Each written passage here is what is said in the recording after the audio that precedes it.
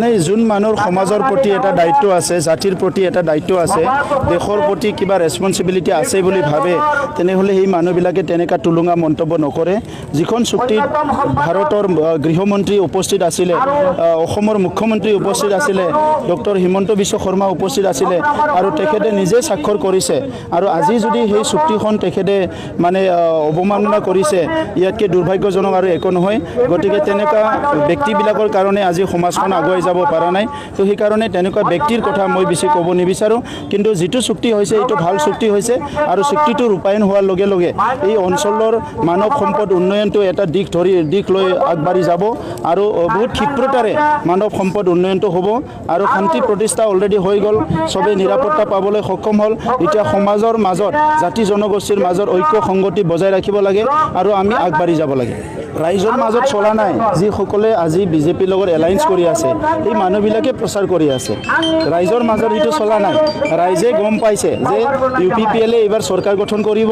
আৰু পৰিৱৰ্তনটো UPPLহে আনিব পাৰিব 17 বছৰত যিটো BPFে কৰিব নোৱাৰিলে এই কামটো যদি কৰিব লাগে সমাজ উন্নয়নৰ কাৰণে অঞ্চল উন্নয়নৰ কাৰণে এইটো UPPLহে কৰিব পাৰিব এইটো ৰাইজে অলৰেডি বুজি পাই গৈছে গতিকে কিছুমান মানুহে যিবিলাকে ৰাজনীতিৰ অংকবিলাক তেনেকুৱা তেৰা বেকা কৰি ভাল পায়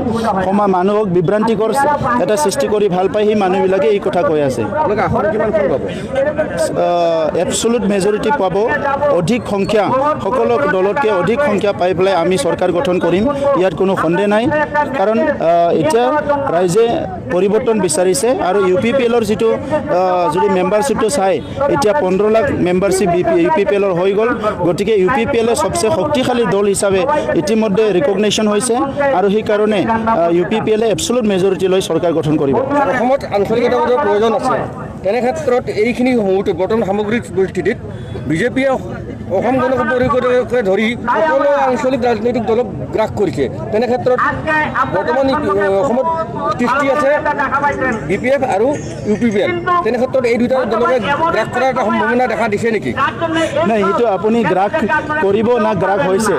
এইটো চাব লাগিব আজি আপুনি কৈছে কি বিজেপিয়ে সব দলকে ইয়াতে মানে গ্ৰাস কৰিছে গ্ৰাস আপুনি হৈছে কিয় আজি আপুনি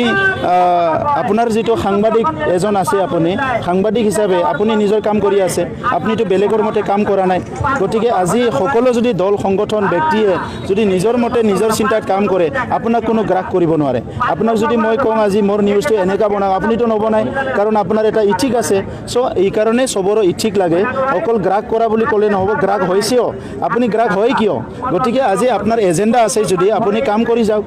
এতিয়া আমাৰ এজেণ্ডা আছে আমি কাম কৰি যাম दिनै माने नोंथांमोननि जिथुनिखि पृथ्वीराज नारायण देव मेस बिथाङा प्रेस मिट खुंनानै BTR ACCORDनि जिथुनिखि दफाफोर बे इमप्लिमेन्ट जायाखै आरो NDPनि माने गथ'फोरा माने स्टाफन मोनाखै बेयाव दुखु फोरमायदों बिथांनि बेलायाव मा बुंनो नोंथाङा आं दासिम नुवाखै মই এতিয়ালৈকে দেখা নাই যেতিয়া দেখি পাম তাৰ পিছত কম बिथाङा माने गुबुन दलाव थांनायनि लामायाव दं नामा এইটো মই এতিয়ালৈকে একো জ্ঞাত নহয়